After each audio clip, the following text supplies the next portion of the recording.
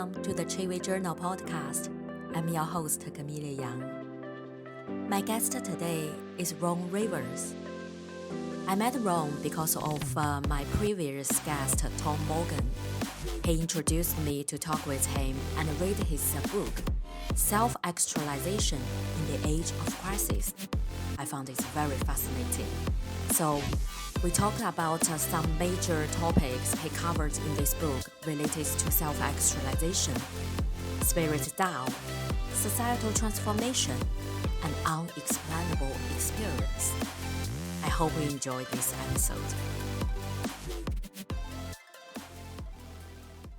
Welcome to the show, Ron.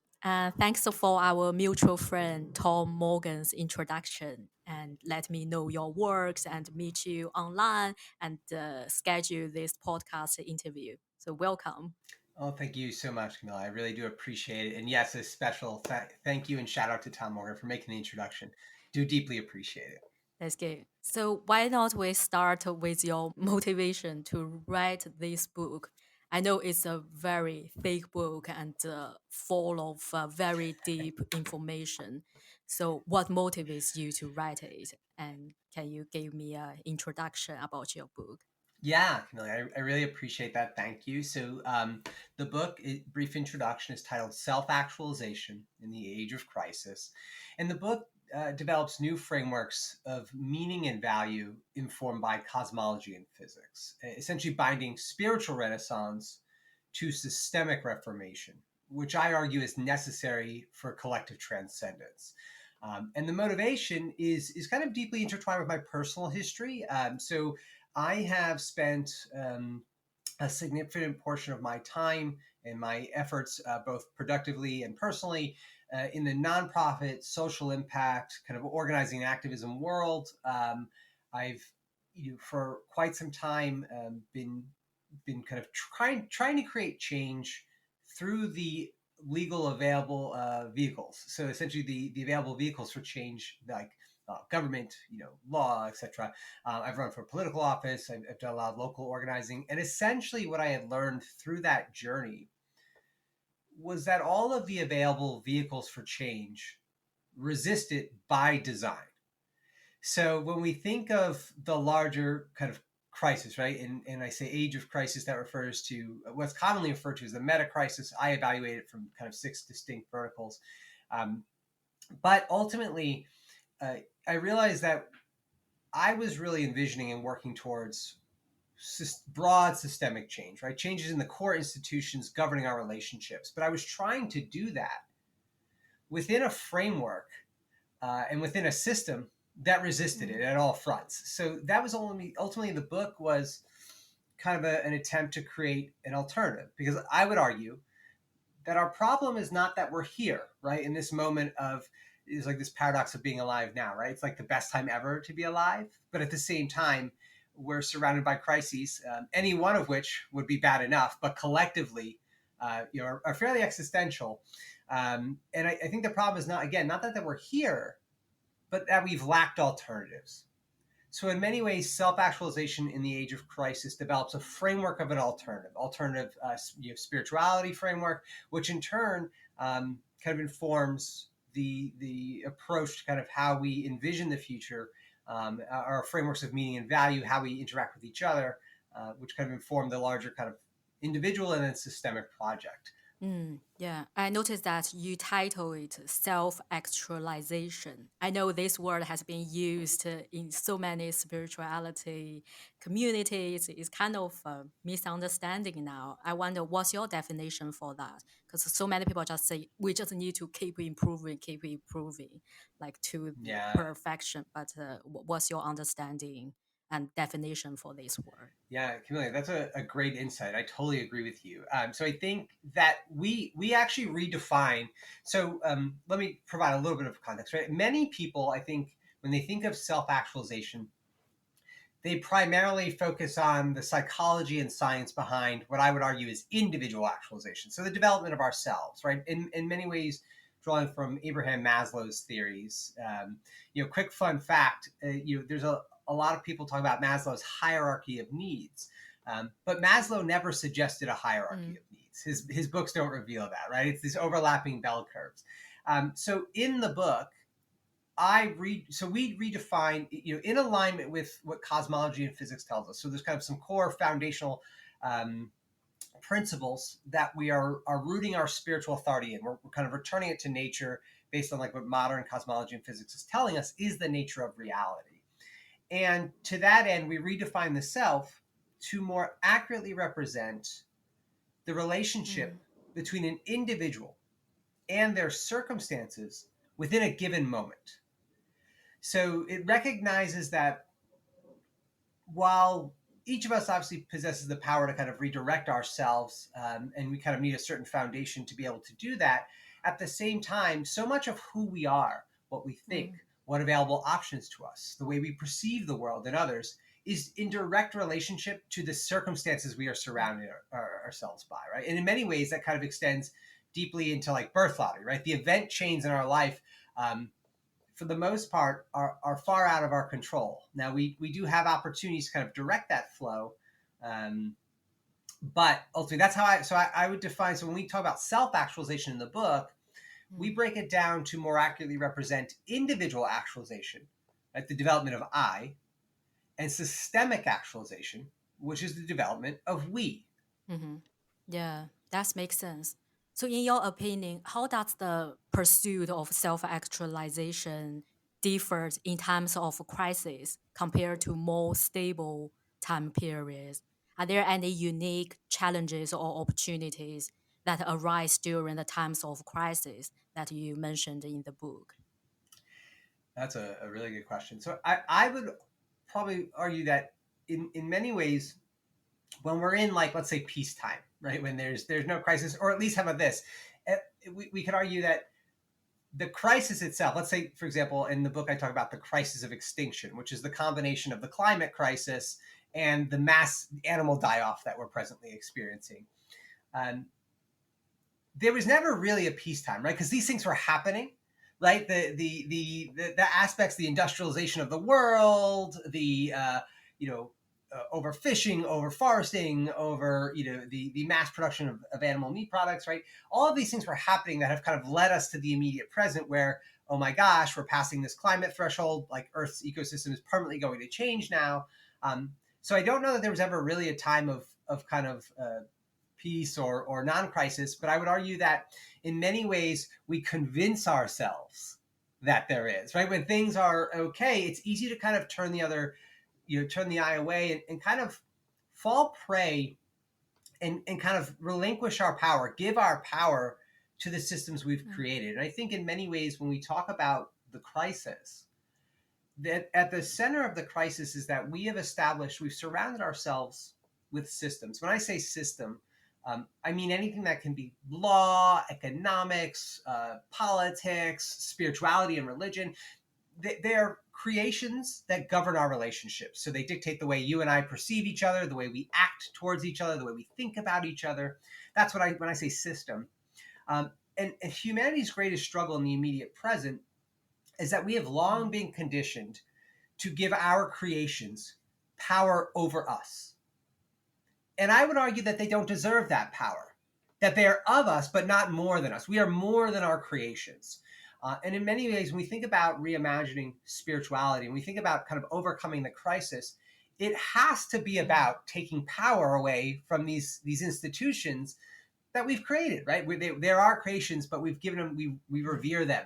I think about like our dogmatic approach to, let's say markets is probably one of the most common examples, especially in the United States. There's, people who deeply associate their personal identity with a frame of economic arrangements. True. I'm a capitalist. Yeah. I'm a socialist, right? And it's like saying I'm a hammer. It's just we're just getting excited about tools that, in many ways, that kind of attaching our ego to them gives them a power they don't deserve, and gives them I would say a naturality, right, or a necessity that they do not have or deserve. So it's ultimately about kind of aligning ourselves with our own power to kind of overcome. I'm obviously getting excited. I've got a little off track of your question, Camellia, so I want to make sure I'm staying on. Yeah. But that's kind of my initial context around like the self, how we define self, and why we genuinely, if we're serious about transcending the crisis, need to most fully recognize our relationships with the world, and how they are directly in relation to us. And we can kind of take a little caveat, but I think it helps inform the conversation. So this is, the underlying theme of the book, the chapter 0 is called Time and the Divinity of the Moment, and it reviews like the cosmology and physics behind the Reimagined Spirituality project. And there's a growing consensus now in the physics community, in the cosmology community, certainly, and to some extent the mathematics community, where the reason we have specific laws governing the universe is not because there's no alternative. It's because they are the way they are, because we are the way they are. And when you, as is, what's essentially happening is there's a growing consensus to kind of really deeply embrace the quantum state as the kind of fundamental nature of reality. And we know that state is a field of probability, a possibility, right? So it only ever exists, it only ever commits itself to history when we give it a direction, when we observe it in a specific way. And in that way, it kind of takes a shape. So in many ways, the laws of physics are very much our laws of physics. So when we conceptualize that and we kind of extend it throughout, then we kind of more deeply embrace what I would argue is oneness with the relational universe, which, that, to be candid, that's not a new philosophy, right? That's Vedic, Buddhist, Hindu philosophy, in many ways the Tao as well. So there's a lot of, the I don't want to say Eastern, but like the Asian kind of Pacific religions really did a phenomenal job of truly understanding the core nature. I think what is different now is that our collective knowledge is proving it to be accurate. And that's a profound kind of transformation in the human condition, because when we think about the crisis, the salvation narratives, when I say salvation, I mean the idea that you die and go to heaven, which like Judaism, Islam, and Christianity are deeply hierarchical philosophies of spirituality. So like the very notion that you would ascend to heaven is a hierarchical idea. So, spiritual hierarchies have long paved the way for mortal hierarchies, right? The persecution of one group for the benefit of another. And the problem, in the book, I kind of pick on those spiritualities a little bit more than the others, because I claim that they're, I don't really care too much about like the past of like the good or bad they've done. That's not super relevant. What's relevant is, do they meet the needs of the moment? And in that sense, the hierarchical religions have had an outsized influence on the systemic organization of the world. So they have been the primary influence of how we've organized ourselves around law and property. So it's not surprising that in most of the world today, many industrial societies have a rigid kind of hierarchical organization, right? There's essentially class and caste. And I would argue that we'll never be free in a society of class and caste. Yeah, exactly. So the concept of systematic actualization kind of a central theme in your book. So could you explain what the term means? Because you will briefly cover that, but I haven't like fully understand that, and how individuals can contribute to the larger process of a societal transformation. Yeah, I appreciate this kind of direction. So systemic actualization, if we consider that the individual is at the same time wholly embodied, right? A total fraction. So you and I are at the same time individuals, totally in our own world, in our own bodies, experiencing the world from our own perspective, absolutely independent of each other. Yeah. While at the same time being a single happening, right? We are a single happening, kind of experiencing ourselves from two different perspectives. Now, we're limited, right? So in the book, I make the argument that we each possess an embodied infinity. And that's, while that sounds like very exciting and very like, woo-woo, it really is the material nature of the universe. So like the material things in the universe exist in a perpetual state of infinite change. So infinity is the actual physical material nature of the universe.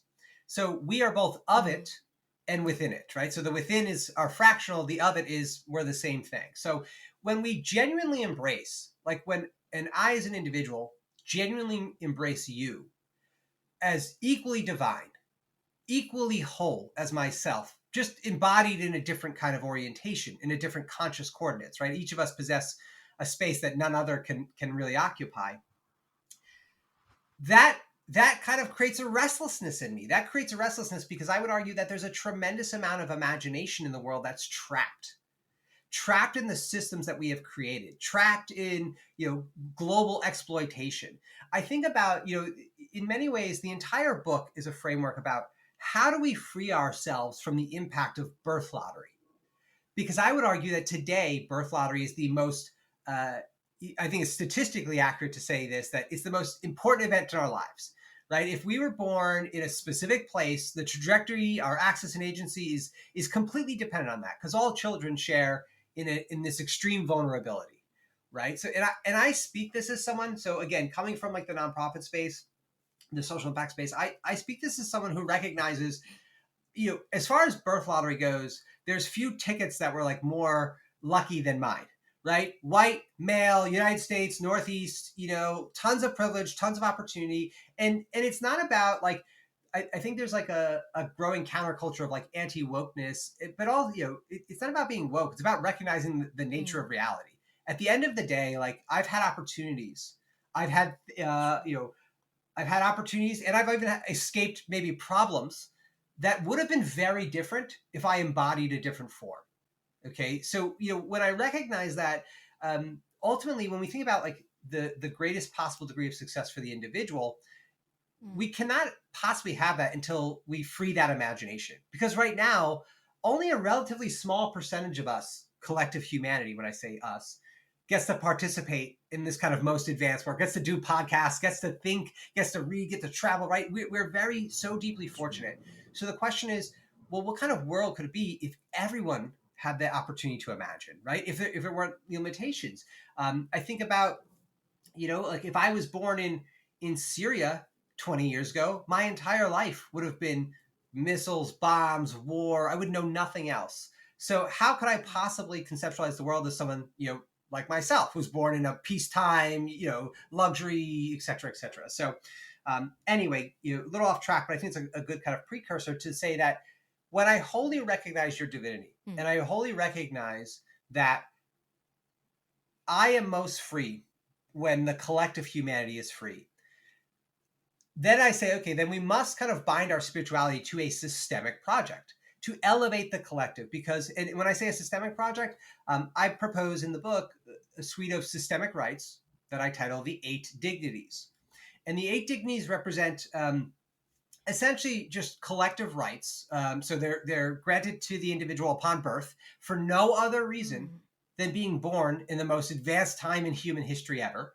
And they're unbound, this is important, they're unbound to a nation or state. So they have to be public goods. They have to be like public works. I imagine and envision like DAOs being the ideal structure for them, decentralized autonomous organizations. Because ultimately, like I'll give you a great example. I presently reside in the state of Florida. I live in a little beach house. And if the state of Florida in the United States, for viewers who may not be aware, is very actively persecuting the LGBTQ and trans community with like laws. So like they're creating a suite of laws that strip rights from a group, and the group is always a minority group, right? We've seen fascism before. It's always targeting a small minority and making them the center of the problem, instead of, for example, extreme inequity, the extreme unequal distribution of advantage. So we have to kind of develop a suite of rights where you're born into the world, and some rogue governor or some rogue monarch or dictator cannot take them away from you. And by doing that, I would argue, and I'll pause after this because I know I'm getting excited about it, but I would argue by doing that, we dramatically reduce the impact of birth lottery on an individual's life. We dramatically empower them. We raise the floor they stand on and allow them to most fully take advantage of being in the moment instead of our present, deeply unequal and inequitable kind of arrangements. Yeah. So you mentioned the 8 dignities. I wonder, like, how did you develop the 8 dignities that encompass various aspects of human life? Like, could you share some more insights and what are each of them? Like how did you develop this definition of these eight? Yeah, no, it's a great question. So in many ways, the first kind of component is, okay, if we recognize that. So one of the theories I put forth in the book is there's two observable infinities. There's the universe itself and human imagination. And the alignment of these two things within a moment represents divinity. It's the greatest expression of creativity, the most godlike we can become. So then the argument becomes, okay, who is the person who thrives most in that environment? Right? Today, if we ask ourselves the question, who does well in the present arrangements? The answer is a very specific kind of person, right? A very specific kind of person is going to succeed within the single kind of maximalist organization we have of like laws. And I'll give the United States as an example. Obviously, there's countries around the world who are doing it differently. But in the United States, we apply a single version of property and contract to all verticals of society, right? So it's so to that end, only a very specific kind of person can succeed. The alternative is then, how do we create a system where an increasing variety of people are able to kind of maximize their access and agency in the moment? So part of the kind of origination of the Eight Dignities, and I'll just share what they are at first. The Eight Dignities are food and water, housing, healthcare, education, communication, information, transportation, and energy.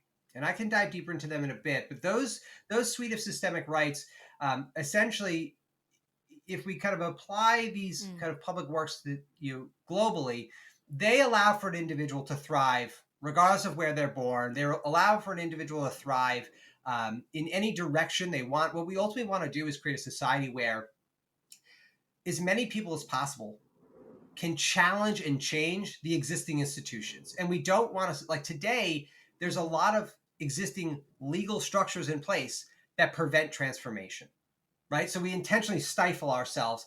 And there's like this guise that like that's ideal to protect us. But ultimately what it's really about is retaining the status quo, right? When you have an extremely inequitable society, making change slow only serves to empower entrenched interests, right? It does nothing for the people who are trying to transform their circumstance. So how I came to do it, there's a lot of ways. It was, the science of individual actualization, just understanding like, Maslow's original kind of framework of needs and how basic like food and water, housing and healthcare are pretty straightforward, right? Without those things, where you and I are always in perpetual risk of destitution. And the United States is the most, egregious example when it comes to healthcare, right? We're the only advanced nation with a fully private system where at the end of the day, if I don't have insurance and I break my leg, it's $30,000. For the vast majority of Americans, that's bankruptcy, right? No money after that, like it's their entire savings. So the question is, again, how we can't thrive in a system where random acts can totally destroy your life and totally destroy like kind of what you've built in an instant, right? You could break your leg accidentally, you get hit by a car or whatever. The other kind of, like housing, for example, like I look to other, nations to kind of see what they were doing. I think one thing I want to really kind of emphasize is, and I'd love your perspective on this because I know you and I have kind of grown up in different cultures and communities, is that essentially, the blueprints for the Eight Dignities already exist. And I think that's like a common critique you kind of often hear when you're talking about transcending the crisis, is that if the solutions are too small, they're not worth doing. But if they're too bold, they're utopian, right? And they can never be done. So it's like, the critics are always the same. They just want to maintain the status quo. But I would argue that the Eight Dignities, the blueprints already exist. It's not about can we do it. We can absolutely do it today. What it is about is the direction of our focus. And today, presently, the vast majority of our focus is directed on maintaining the status quo. So I'll pause. Of those Eight Dignities I mentioned, do you have any experiences, or I'd love your insights on, public institutions, how you feel like they've impacted communities you've been a part of. I know you travel a lot, so I'd love to kind of hear your experiences on that lens. Yeah, I'm not sure I agree. Yeah, I agree the blueprint is already there, but how you make it into reality is pretty hard, in my opinion. Take China as an Yeah. example. So China back to 1949, when they established the new People's Republic of China, I think at least 85% people living in poverty. But now, if you look at the number, like the Communist Party saved the people from the poverty. But there are so many judgments Mm-hmm. from everywhere, especially in the Western world, like how Communist Party mistreated people. But in Mm-hmm. reality, people already being saved. So I always have this dilemma thinking like how you do it on the one side is really good for the people, but on the other side, other countries can also take this as a practical example to implement to their own situation. But for China's case, I don't think every country want to be like a communist party to govern China. Then, although we save the people from the poverty, but the dictatorship there, yeah, a lot of democracy countries they won't want to take this step. So I kind of want to hear your opinion, like how we can really achieve that. Like, are there already any examples? Because back to the China's case, when Communist Party like share their visions, it sounds like a utopia for sure. Like communists, everybody share whatever we have equally. Yeah. Yeah, it doesn't work. And then China in nowadays world is more like a capitalist, in my opinion. It's even more capitalist than America. Yeah, I kind of want to listen to your Yeah. opinion on that as well. Well, that's a lot to pick out. I really appreciate your insights. So the first thing I would say Mm-hmm. is you mentioned equality. I want to just kind of give a context of my perspective on that. I do not believe that we should be seeking equality of outcomes. And I don't even believe, let's be candid, I don't believe China's communist system even does that, right? At the end of the day, you'll never close the gap between the novice and the master. So people who dedicate their focus and energy towards a specific direction over a prolonged period of time are going to develop a unique expertise. And we want to reward that. So it's not about equality of outcomes. I think what it is about is equality of opportunity or equity in the opportunity, right? It's not an exclusionary practice. Now, you mentioned China. I think China's history is so fascinating. You have this immense population spread over a huge landmass. And in many ways, there's like many countries, pre-developed, there's a lot of kind of warring states, tribes, regions, whatever you want to say, reunited. So China's philosophy and is also, I think we can, why communism took root there, right? Let's say compared to the United States. China in general, right? You had the development of the Tao Te Ching, right? You had this universality. So you had a spiritual context, a spiritual commonality that bound people together. So I think the idea of, and even like prehistory, right? Confucianism. Confucianism is very much about you overcome the world through service to the other. It's much less reliance on death and like ascending to heaven and this kind of make believe, but it's more about we develop paradise on earth through our service to the other. So I think China really had a foundation, a moral, a meaning and value foundation to support collective elevation. And, U.S. propaganda aside, because, from my perspective as a U.S. citizen, it's all propaganda. Like you cannot believe a word they say. The anger, why are they angry? How about this? The U.S. has been on a 20-year upward trend of economic inequity, right? You have more than half of our population is living paycheck to paycheck. Meanwhile, to your point, China closed a poverty gap that was insane, right? I mean, absolutely astronomical in a period of under 100 years. I mean, it's a phenomenal accomplishment. So I'm a kind of, borders and nations are lines on a map. They're make-believe, right? The Chinese baby is equally divine as the American baby, as the Palestinian baby, right? They're all tongue-tied prophets. So, I reject the hypocrisy. And of course, though, it's difficult in the U.S.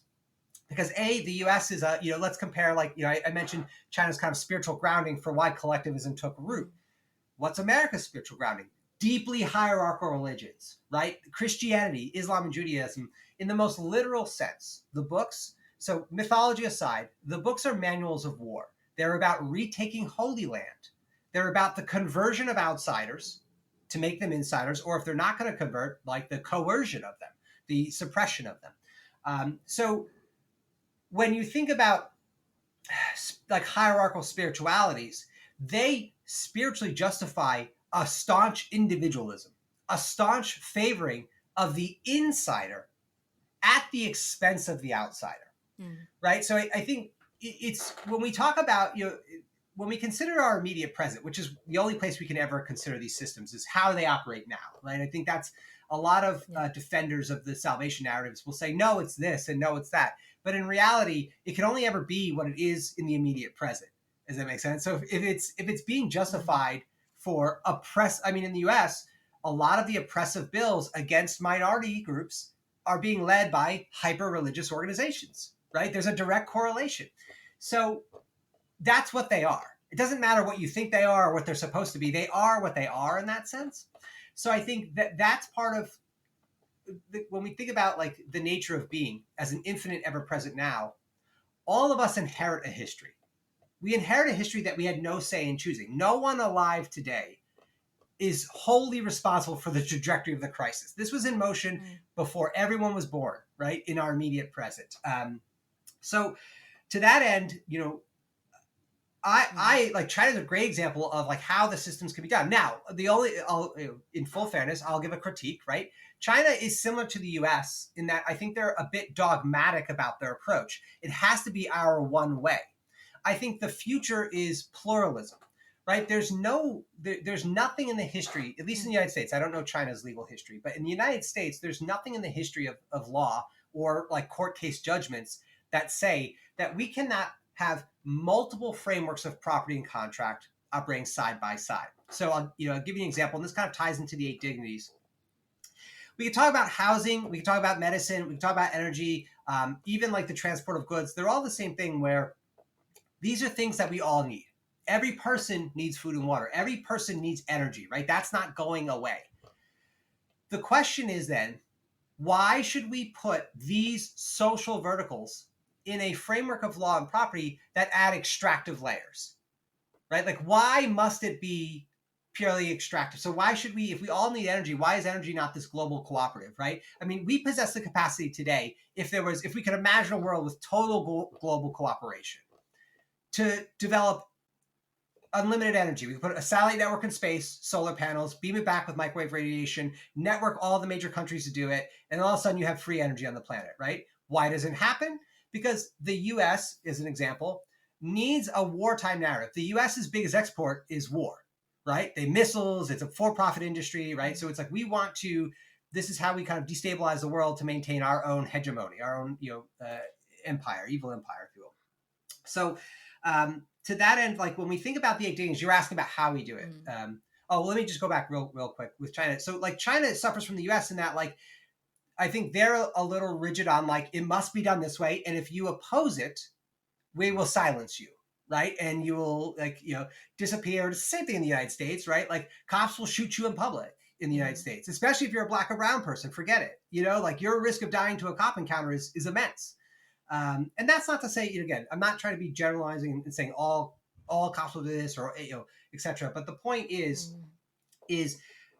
well, each nation has kind of done their own things. The ideal is obviously a plurality where some verticals of society are absolutely socialized, right? And they're publicly owned. And I think housing's an ideal one, medicine, food and water, right? But others are not. There's no reason that a video game company needs to be a public enterprise, right? If you're creating entertainment. And to your point, I think you mentioned this, and I don't know if you would agree, but in many ways, China's already kind of taken the steps towards this more hybrid model. China is in many ways a capitalist economy. You have private enterprise there, but the difference is that obviously the state can come at any point in time and take it.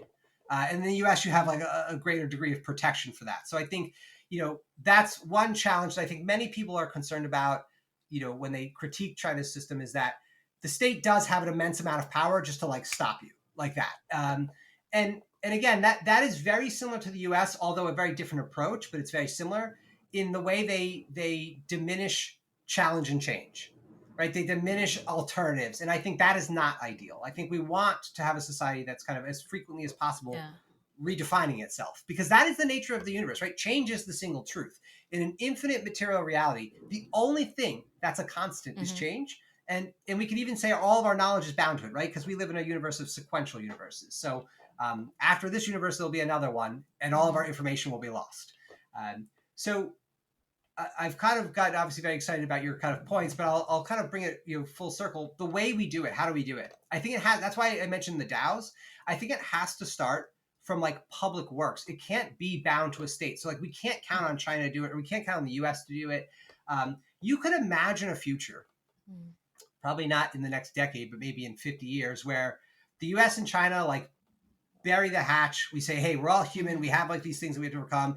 Two superpowers unite, and Earth becomes this like Star Trek proto-utopian society where like we just collectively work together. But I'm not sure that the U.S. is going to be able to, is going to be willing to do that. I think the military is very deeply integrated into our kind of approach. So that's why I argue that we kind of have to build these outside. That's why DAOs are like the ideal example. You have this collective stakeholdership. Anyone who participates is an owner, right? Whether they're participating from receiving the services or being a part of them. Obviously, to our question earlier about like equality and equity, it's not about equality. Let's say the hospital. I would trust the neurosurgeon in the hospital. They should have a greater vote on the direction of medical services than I should as a patient, because I don't know anything about neurosurgery, right? So we're not trying to diminish, talent, but we are trying to give a greater stakeholdership. So I believe that the Eight Dignities are a public suite of works, and SpiritDAO, which is the community in the DAO forming around the text, that's part of our core mission, is to help support these public work initiatives through financial support and cross-pollination. But I'll pause. Cool. Yeah, since you mentioned the spiritual DAO, would you mind to elaborate how you created it and what's the mission, and how does that run on a daily basis? Yeah, I appreciate that. So SpiritDAO is was actually initially thought of. It's a chapter in the book. It's the last chapter, and I should share. The book, when I launched it, I gave it away for free. You can download it in like every format that's digital, but also 100% of the book revenues support the SpiritDAO community. So I took 6 years to write a book, 3 years of research, 3 years of writing, and I immediately gave it away. Because I think it's super central to our mission. SpiritDAO has 3 core purposes. The first is to spread the message. So again, the Eight Dignities are rooted in a framework of personal spirituality, of personal belief. And I think that's ultimately like the core element, right? Science and physics, cosmology, we're continuously leaning more into the fact that the universe is A, highly manipulatable, like deeply able to be manipulated, and B, directly in correlation to who we are. That's a core component of it. So we have to kind of embrace new frameworks of meaning and value if we're going to overcome this. So a part of it is just getting the message out. The second purpose of the DAO is to provide utility. So it could be physical utility, like we're going to be building physical spaces, virtual utility like software, etc. And the third is to support the Eight Dignities. Now the DAO is presently in pre-launch. So my goal is to launch probably like publicly in a month or two. We have about 50 people in our community already, and a handful of like co-founders who are like actively contributing. But as you might imagine, it's a book-based DAO. The book's 500 pages, which is a barrier to entry to begin with. So we just, a lot of what we're doing right now is like ideating around how do we get the message out easier. So I'll give you an example. We were fortunate enough to be part of a Gitcoin grant round, and we were able to fundraise to translate the book into a 50-page graphic novel. So, reducing the content by an eighth, right? So the idea is like to make it much easier to digest and kind of get the core points across. So we're really still in our infancy. And one of the key components that like, it's difficult for me to share too much about like our plans in the future, although there's a lot of documentation out there, because ultimately the DAO is not about me. Right? Like the whole reason I created DAO, the whole reason I gave the book away, I've made $0 from the book, is because it's much more about the message. And whereas all other spiritual philosophies, they reinforce the influence of the past onto the present. And what I mean by that is they have a static view of the world. Spiritual philosophies are in many ways unchanging, right? Here is the thing you need to embrace, and here's what it is. The philosophy contained in Self-actualization, the Age of Crisis, is designed to change. It's designed to evolve alongside the needs of its community. So I'm always a little hesitant to talk about the nitty gritty of how we're going to do it. There are many things in motion already, but we're still really in our infancy. So I would say probably over the next 2 years, it's going to be a lot of spreading the message, bringing people into the community. We already do like community meetups twice a week. It's going to be expanding those kind of things, providing value. But long term, like mid and long term, it is a very structural vision. And I think what's different, and Camellia, I would love your perspective on this because I know you're deep in the space.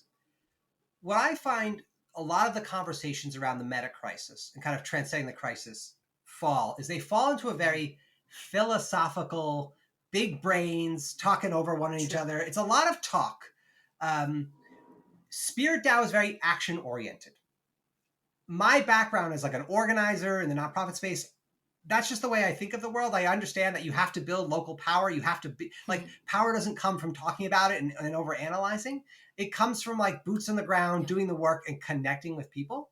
So I think the people who are attracted to SpiritDAO right now are people who very much, not only does the philosophy and practices resonate with them, but they're willing to do the work. And I think that's a really kind of critical aspect of where we are in our journey is like, and that's who we're attracting, because my fear is that we're going to analyze the meta crisis for the next 5 years.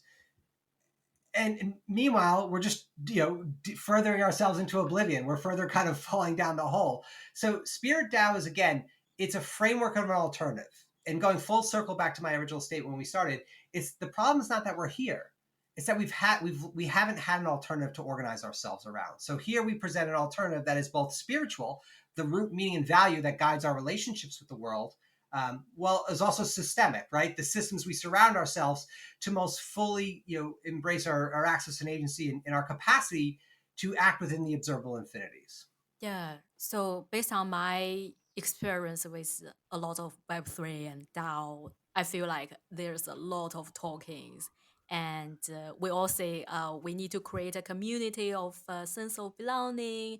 But I just feel like probably it's just still very commercial driven. Like a lot of DAOs, they launch a token, then a lot of people come through, then mint the token, then make some money, then gone.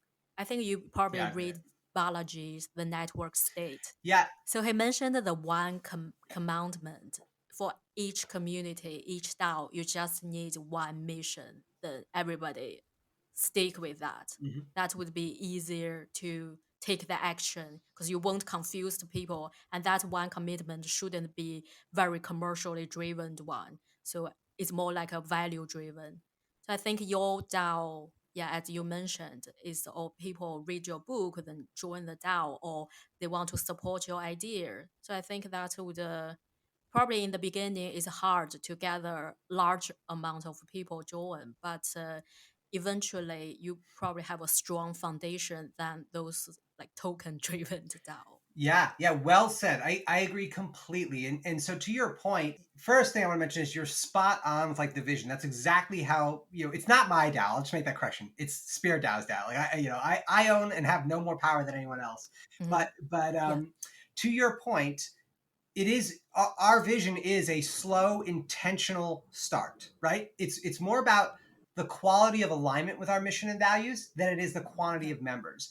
And to your point about most DAOs and their kind of token approach, we're not leveraging an ERC20, right? Which is traditional, like it's essentially, if the audience is unfamiliar, ERC20 is you buy a token, but you can buy as many as you can afford to buy. So it supports the organization of whales, whales being like, high token holders. SpiritDAO leverages non-transferable or soul-bound NFTs as membership. And then we have a separate, so like you get your membership NFT, and then we're leveraging HATS protocol, which essentially allows for like, it was like key cards. So it's like merit based. So it's purely like, okay, you've invested X hours, you have these kind of privileges. So it very much rewards participation. And then in combination with that, the two of those allow an individual to earn what we call time-bound tokens. So you can imagine that it's a token purely based on the amount of time you're investing. It's got no financial value. We're not giving a liquidity protocol for it, but it does. It's exchangeable for DAO resources, right? Merch, event tickets, stuff like that. So we're creating a way to kind of reward our community, but it's an inter-community currency. So it's just for exchange with our members, and it's purely based on the time you're investing. So you could be a billionaire, you can never get it if you're not willing to invest the time. You'll get 0 time bound tokens. Like we're just doing it right from the start. Um, and yeah, and you made a great point, and I think it's really fascinating, and I love your perspective because I know, like, I think you and I have similar circles, but I think to some extent a little different. What I have found that is really fascinating about this space to me around the meta crisis is something that I've seen in a variety of industries. So, like in past lives before my nonprofit work, I've been a Web 2 founder with an exit. I've done a lot of kind of like traditional things, and what I have found is that it's very easy for in groups, cliques to form, and all of a sudden, everyone wants to like value the opinions of the in group, and they want to really. They feel like that's the only way to do it. If I'm not part of that group, if I'm unwilling, if I challenge that group, it might like put me on the outside. And that's not to say that the group doesn't deserve reverence, right? Maybe they dedicate a lot of their life to this, but at the same time, that philosophy of this, a small group of insiders who are really leading this, and if we do something outside of their permission, or if we do something outside their philosophy, we're going to be looked down upon. It really stifles innovation and imagination, right? And I think in many ways it's a very ego-bound thing. I think a lot of big brains get surrounded by each other, and all of a sudden they're like the big brain crew, and it starts to kind of create a layer of insulation around them that others cannot kind of access. The challenge again is, of course, when you have someone or groups of people who have different life experiences, have been working on the same problems but from different approaches, they can easily be like kind of put aside because ultimately they're not with the in group, so to speak. So I think one of the challenges we have to kind of break down these barriers with transcendence, especially in the book I developed new core values in alignment with the relational universe and single truth. One of our core values is equity, right? The idea of like fairness in our personal and systemic relationships. If we're not providing pathways for the underserved and unheard to be a part of the transformation, we're just going to get more of the same. And I'll give you an example. If the biggest minds in the space are a bunch of white males who are over 30, you're just going to get, a vision of the world that supports the white male over 30. I mean, that's no different than the US Constitution, right? Which was exclusionary by design. So I really appreciate your perspective on that. And I'm curious if you have any thoughts on just that statement, because I see it, coming from I'm a relative outsider in that I've been doing this work, but not in the spaces that are most popular today. Right. I've been doing it on more of like a kind of grassroots on the boots kind of thing. And the book was very much a personal project. So yeah, I'll just pause, but I don't know if you have any thoughts on that. It's just something I observe. Yeah, it reminds me about back to the 1920s in France. A lot of artists from all over the world, they gather in Paris to create something they love, like writers, artists, or poets.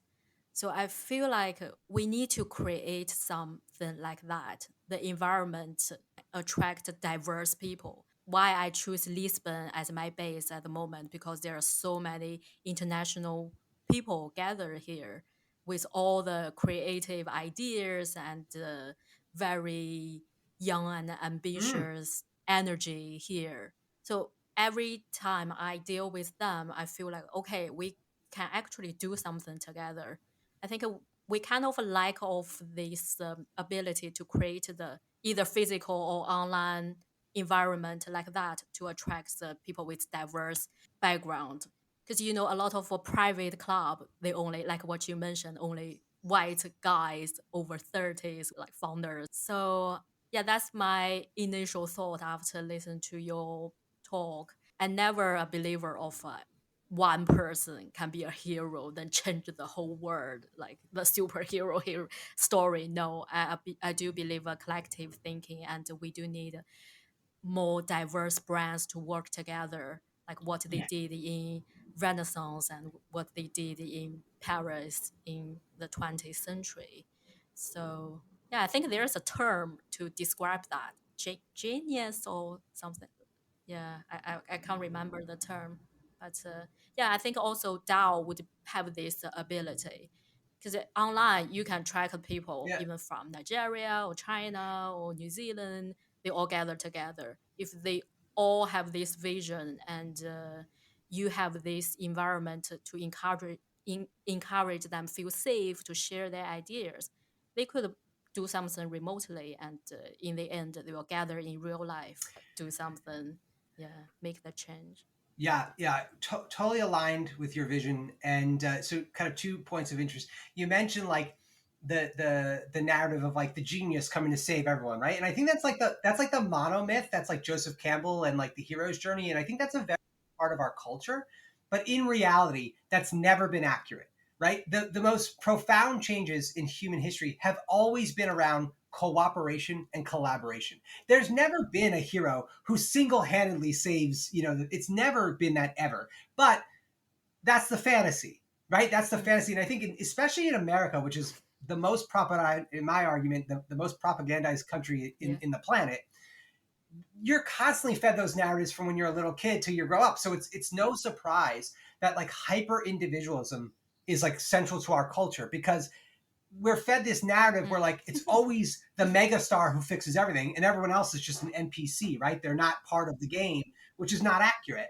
And to your point about DAOs and just like an interesting kind of caveat, agree 100%. DAOs, just by the nature of code is law and smart contracts and decentralization, provide a profound platform to reimagine spirituality, to reimagine transcendence around the meta crisis. But I would also make the argument, and this is part of SpiritDAO's vision, is the importance of physical community. So I think what's interesting that you see with many DAOs, and I think there's kind of like a movement in general towards it, at least in the US, is you see this kind of trend towards moving to the country and homesteading, right? Get 5 people, build a few houses, do a farm. I love it. I think it's great. But I do think there's some slight elements of escapism in that you're kind of running away from the problems. You're like, all right, I got mine. I'll take care of myself, my family. And look, as someone who I have a partner and a young child, I understand that philosophy completely. I can deeply empathize with like, I got to protect mine, right? I get that. But there's 2 problems. A, it doesn't solve anything, right? It kind of, puts you to the retreat. And B, especially, I'll say this from the context of the United States, as the climate crisis worsens and water becomes a commodity that is not accessible by everyone, there is going to be violence. Okay, there is a large portion of our population here in the United States that is heavily armed, views the other as a true enemy, really believes the other is someone that they hate, right? Like there's a huge kind of ideological divide in the United States.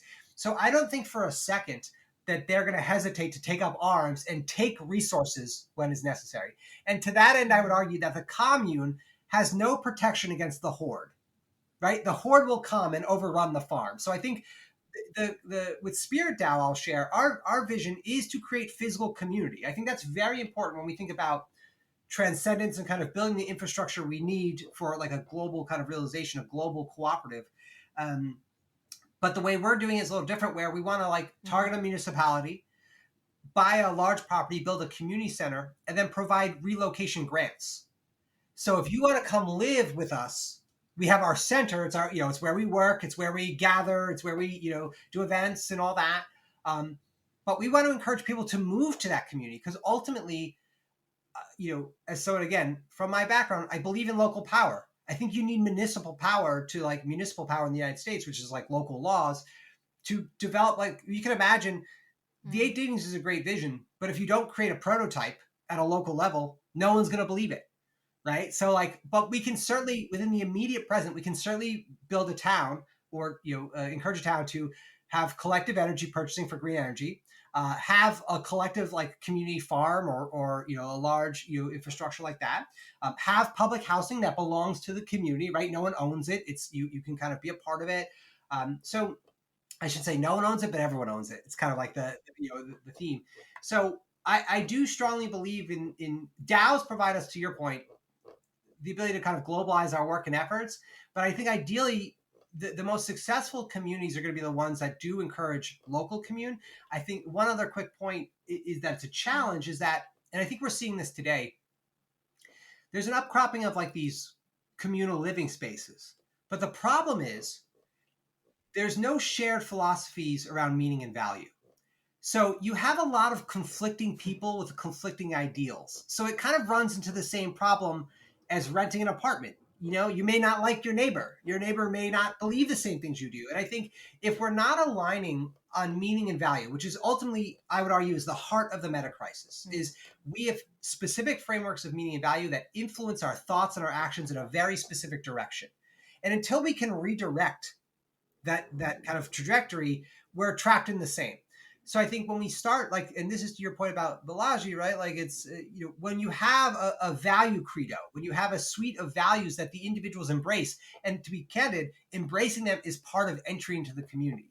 Like if you're not embodying these philosophies, this is not a space for you, because ultimately, if you're valuing contradicting visions, right? I mean, good luck, and we love you, but this is, we're building something in a very specific orientation. So I think that's why I'm extremely optimistic about SpiritDAO in the long term. But SpiritDAO is a long-term vision. It's not, to your point, not a get-rich-quick DAO, not a sell a bunch of tokens and disappear DAO. It can't be like that, and it's not organized like that in the immediate present. Yeah, I kind of wonder, what's your self-actualization path look like? Can you share your journey from working in a corporate world, like the normal path we normally take, then to the point to today? Like, if do you have any advice or suggestion for individuals who have that authentic imposter you mentioned in the book, how they can, maybe they're struggling to find their true authentic self while navigating the societal expectations and norms? So can you share your path, then maybe inspire others to explore there as well? Wow, I appreciate it. Well, I don't know if I can. I'm going to be authentic in my imposter. I don't know if I can inspire others, but I'll be sure to share some insights. So, my journey, even though, so I've obviously had, I think our journey towards individual actualization is a long history of event chains, right? So, without getting too into details, had some childhood trauma, right? I think what a pivotal moment in my life was in my very early 20s. I overnight contracted bacterial meningitis. So I was like, the doctor told my parents to like plan a funeral. Wow. Miraculously, I had a full recovery. It was like a 6-month recovery. But like kind of being that close to death at young was, as you might imagine, radically shifted my perception of the world. I was a very different person before and after those experiences. And, ultimately, I genuinely believe in shared divinity and kind of shared bigness. And I believe that we are most free as individuals when collectively we are greatest empowered, right? Like when I can take advantage of the imagination creation of others. In terms of inspiring others, and like, how do you find, if you find yourself in a place that is not desirable or not aligned with your ideal, how do you redirect? So the first, I think, is critically important to emphasize is that in a relational universe governed by the single truth, physics and cosmology tell us that the nature of reality is an ever-present now. So you think of it less of the past influencing your present, like being concerned with the past. My argument is let that go completely. The past is irrelevant, okay? The only thing that matters is the direction of the immediate present. And I think one thing that we kind of get caught up in often is that by nature of being human beings, change is incremental. So what I mean by that is we have limited moments within a day. We have limited focus and energy within a day. And we can only accomplish so much per day in that kind of space, right? So change can seem excruciatingly slow. But I would argue two things. A, incremental growth does not apply to our creations. Okay, and we see that with like AI, right? Like it's a huge like exponential curve of productivity that can occur. But also more importantly than that, it doesn't apply to our directions. So the first thing when we think about reorienting our position in life is to choose a direction.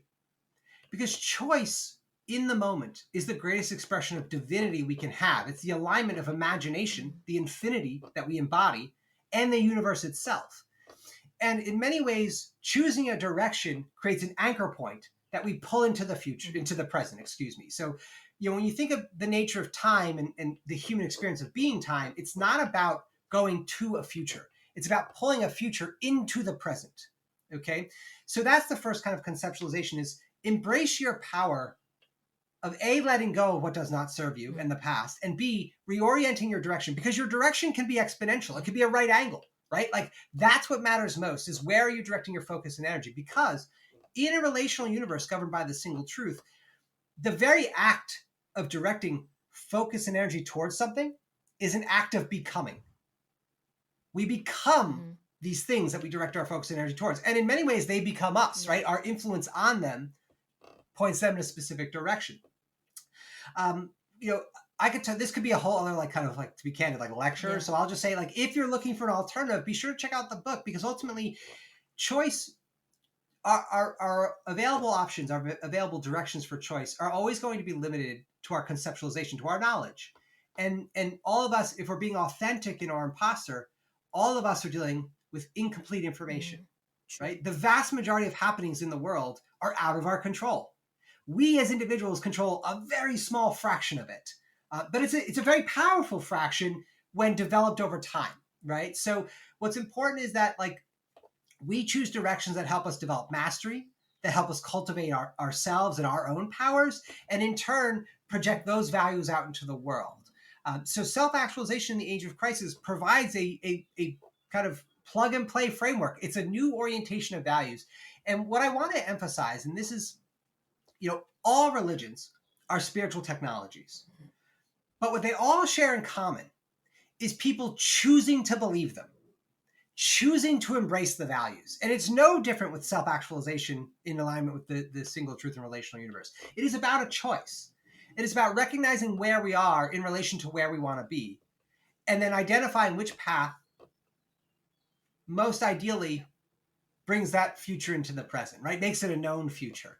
And to that end, it's like, we embrace these core values, we embrace community. I think there's a lot of ways to do that. But ultimately, I would challenge people in that position, to take a breath, right? Let that out, because that, no matter how horrible it's been, your power to redirect yourself is still infinite. You possess it.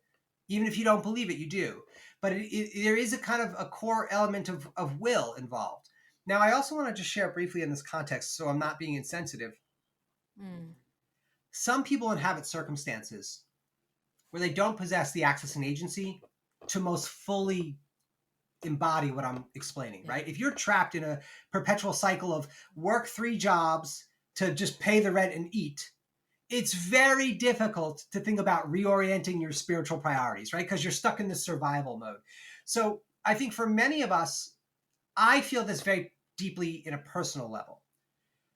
There is a deep responsibility I bear for the other. Even the others I don't know, even the people outside of my circle, because they're being trapped in those circumstances is not a product of grace. It is not a product of divine will. It's a product of systems. It's a product of organization. It's a product of human choice to organize ourselves in a specific way. So I think that's the central argument. We have to recognize how deeply responsible we are for these systems. And more importantly, if we possess the capacity to act outside of them, right? As I would argue you and I likely do, then we bear a responsibility to elevate the other. Because without them, the crisis is just going to further, right? If we're not going to free the latent imagination, then we've lost sight of the project, right? And I think that's kind of the core thing, is not falling prey to more base values, materialism, right? Nonsense, hierarchy, having more than the other. It's not a competition. It's a single happening in the most literal sense. So why, just recognizing that, not, if you're hearing this and you find yourself in a position where, like, you truly are just like tooth and nail survival, there's help out. Join our community, come visit us. We'll do what we can to kind of support you and provide an alternative, because that's deeply resonant with our mission. So I'll pause there. Yeah, you explore that visualization and psychedelic experience. I think it's, sometimes people probably need some external force, like use a psychedelic to help them get out of this stucking situation. So do you have any personal experience about that then, and how those like elements can impact personal growth and self-actualization? Yeah. The answer is yes. I have a lot of experience with psychedelics. So I wrote a chapter called Modern Shamanism. So I went through a few years of my life where, so let me kind of give some context for the uninitiated. If you've never done the psychedelic experience, and when I say psychedelic, I don't mean like microdosing and going to a club. I mean, I prefer it, and I write about it in a very ritualistic sense, which means like 2 weeks before you're meditating daily, you're fasting, right? And you're doing a very high dose in bed with a blindfold. The ego dissolving experience. And if you haven't had that experience, it is very difficult to describe accurately, right? And I think it's like if you're initiated, you know what I'm talking about. If you don't, it's impossible because it is otherworldly, right? And it is in many ways communicative. So the psychedelic experience in my life has had profound impacts in several kind of directions. And I'm not like I'll also share. I'm not a frequent user. I often feel called to it. So it's usually every like 3 or 4 years. I just all of a sudden it's in my mind and it like gets progressively stronger. And I usually have pretty profound experiences after the fact. I also spent a few years of my life deeply practicing meditation, but also like leveraging cannabis. So getting, frank, really high and then meditating for an hour, which can be hallucinogenic on its own and deeply contemplative. And I think in many ways, the use of, so in SpiritDAO and in the philosophy, we believe these plants are sacred in the most literal statement. And it's part of our spiritual philosophy to allow more people to have access to these. So like when we talk about building physical community, it's going to be in a space that the legislators support our vision and allow us to do it. Totally, if you're uninitiated, I strongly recommend you find a way to do it. And although they're illegal, they are mushrooms and they grow. It's not super difficult. I had ayahuasca before. Oh, did you? See, I've never done ayahuasca. I totally understand. Yeah, but exactly what you described. Yeah, and that's to your point, right? That's like that shared resonance that for someone who hasn't done it, they're not gonna like deeply know like where you and I are coming from right now, like because it is otherworldly, right? And I just want to emphasize that you ultimately self-actualization in alignment with the single truth in the relational universe is a return to nature. So when we think about human spirituality, let's not forget anatomically modern humans. So people who looked like you and I and had the same bodies as you and I have been around for approximately 300,000 years. For 280,000 plus years, we worshiped nature, deeply integrated with nature, right? That's all we knew. With the advent of agriculture and the relative surplus that came to be, we developed hierarchical visions of spirituality and humanity. And we did that because those with the means to do it, right, those possessing the surplus, wanted to secure their power. So we've kind of created these systems of hierarchical religion and spirituality, and we've given them power over us. We worship our creations. They don't deserve that power.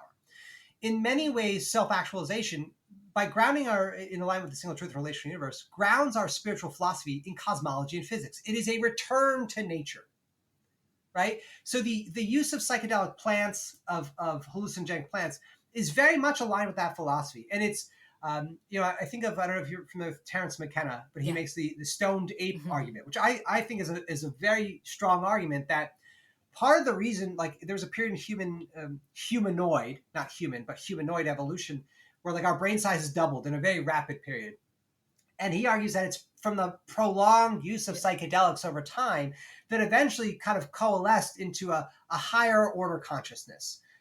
And for me, as someone who's, deeply embraces these plants and these fungi, that makes sense. Because I can understand why doing them frequently would do that to a person or an individual, a being who maybe didn't possess the like kind of lower order, and it probably inspired our art, our communication, the things that make us human, right? Ultimately, probably came from these plants.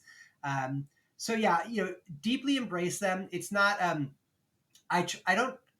SpiritDAO is not. I don't want to say we're like a drug cult, but it is a core part of our spirituality, if that makes sense.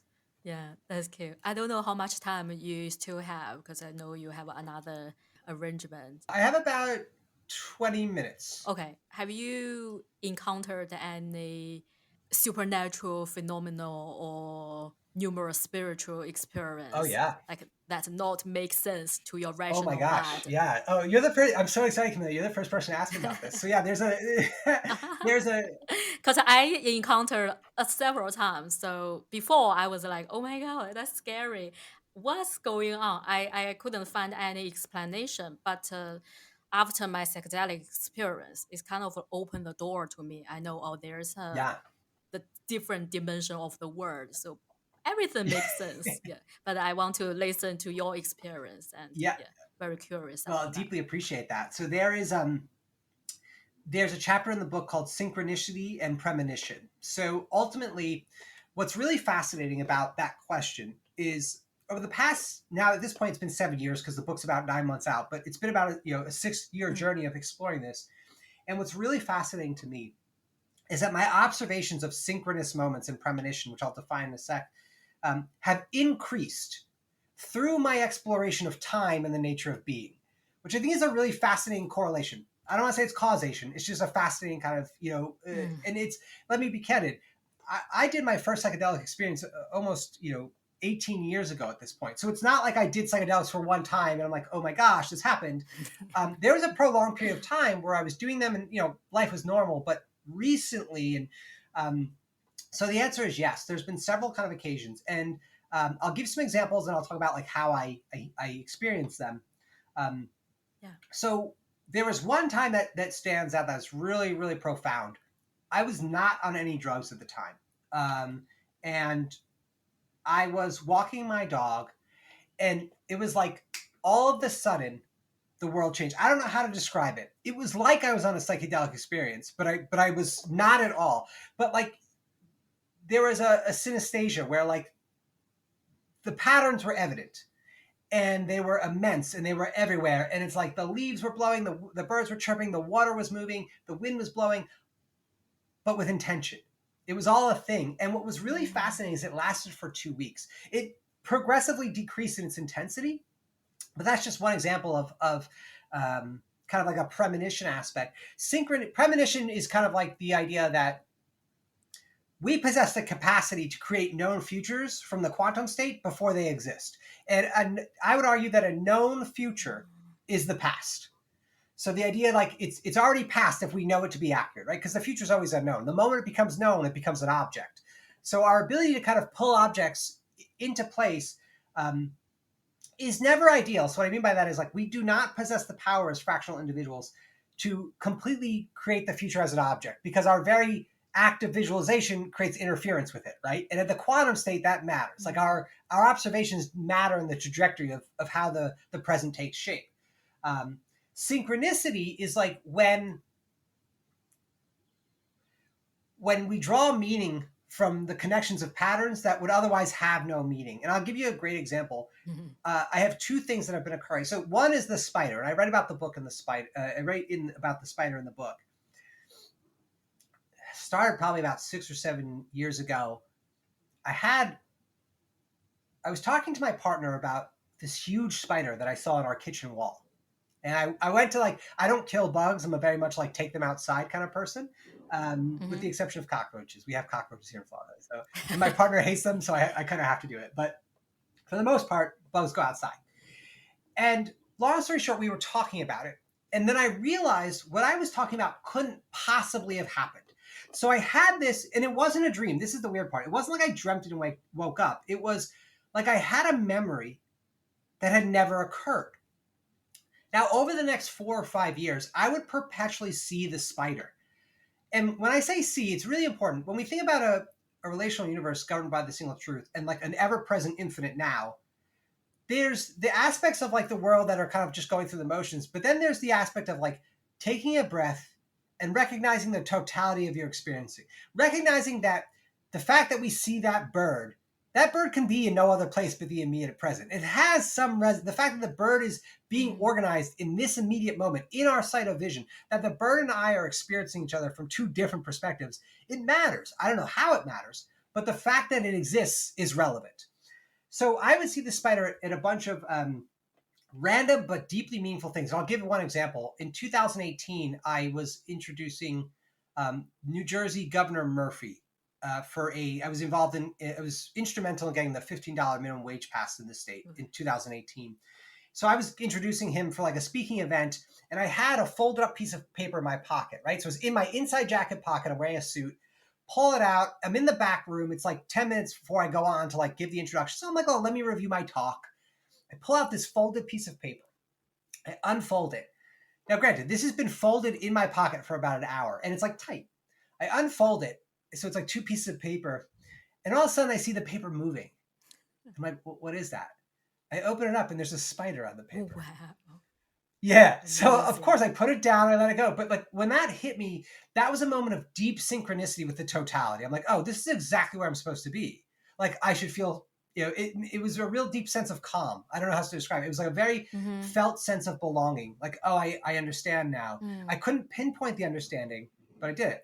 Another example, and then I'll pause because I'd love to hear any you might have, is I have a phrase with my partner that I've been here 1,000 times. And this is a really interesting critique. I don't know if it's like early onset psychosis, but I am finding myself increasingly having recalled memories of an alternative trajectory.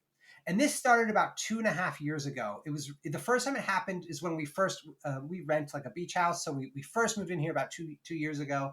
And I remember being here the first night and having this weird, like, it came to me, it was like this whole vision of trajectory of things that like went wrong when we did this the first time. So like I was intentionally able to act in a different direction. And to this date, it continues to happen. And it's always kind of weird. I always share with my partner. It's like, oh, wow, we've been here. And again, it's not a dream state. It's like I enter a moment and then all of a sudden I recall an alternative trajectory. So it kind of, and I mentioned when we first started talking about this, it's only increased in frequency as I dive more into the nature of time in relation to being. So I don't know if there's a correlation. Again, it's mystical. And I do think there's an element of mystique with the nature of being, especially in a quantum world. Yeah. To your question about how I deal with it, it's always from the immediate present. Here I am. I try my best to when I find myself in those moments, just like allow myself to be. Let's not overthink this. Here I am. Like I get it. Once it triggers, like, oh, I get it. Here I am.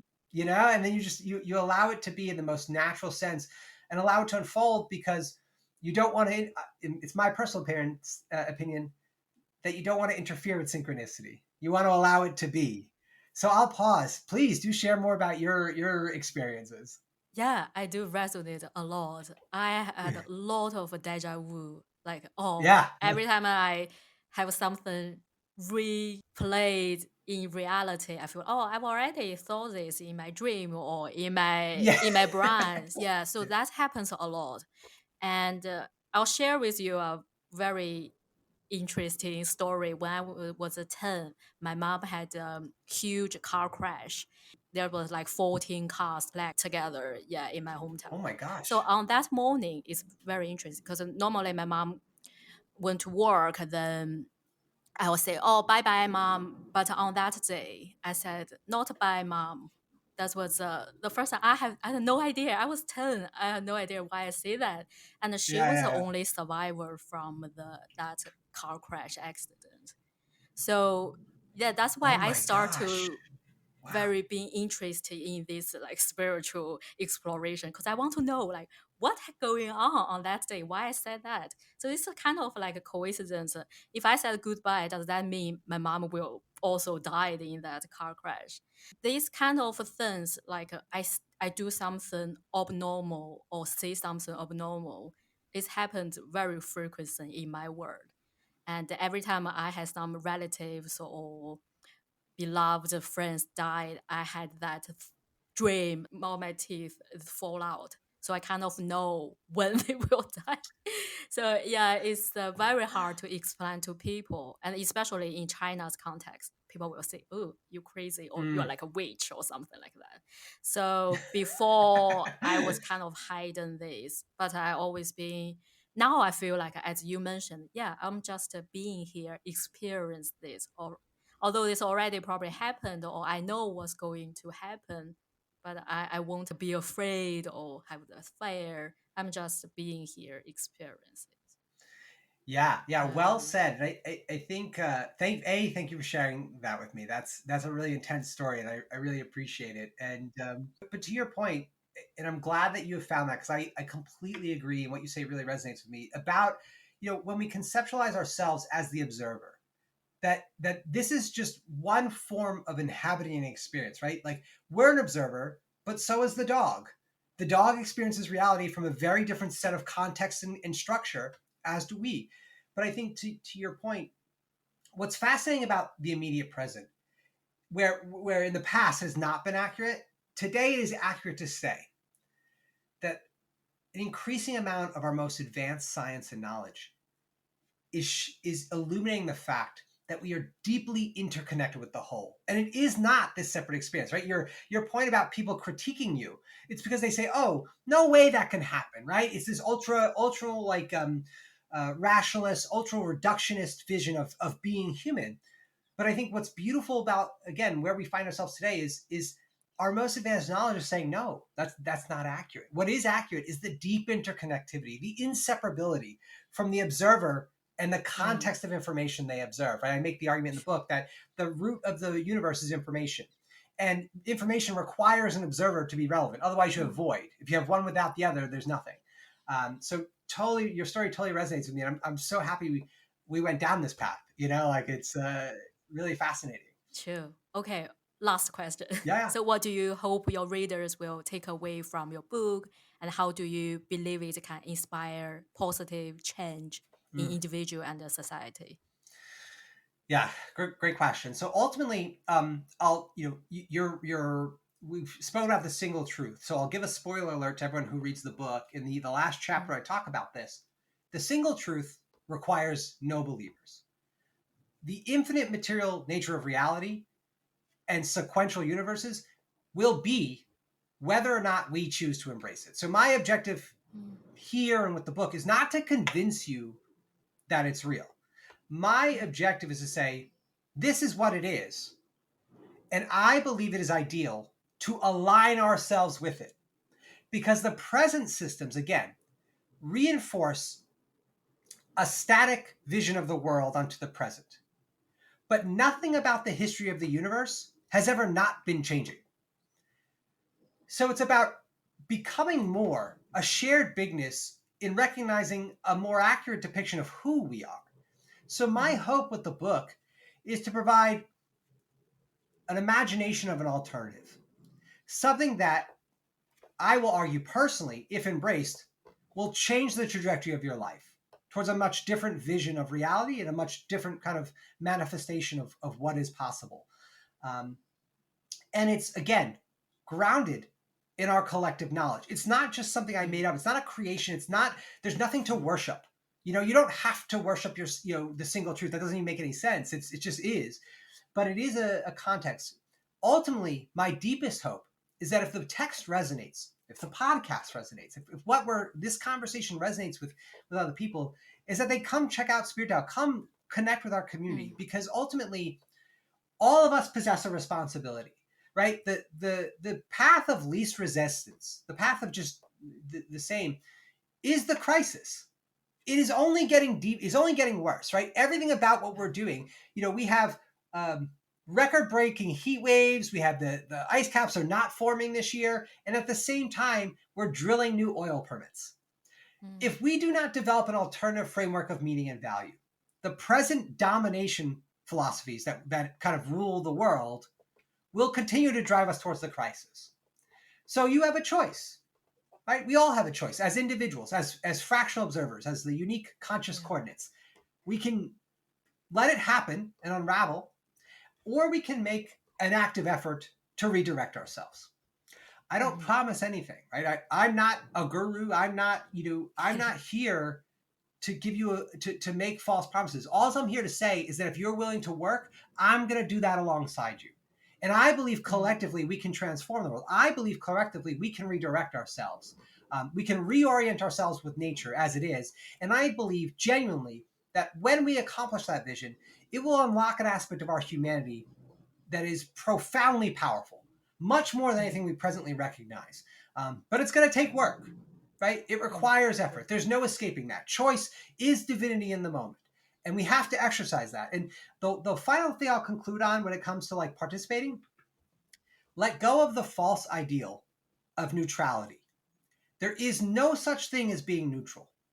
Every decision pushes us towards a specific direction, and in doing so, leaves other directions behind. Your choices matter. They're extremely relevant. So to that end, I'd ask you to choose wisely. Great ending. Thank you so much for being my guest on my show. Oh, Camellia, it's a real pleasure. Thank you so much for having me on. I deeply appreciate it. And I look forward to the next time. Thanks so much. Yeah, for sure. I'll invite you next time. Have a good day.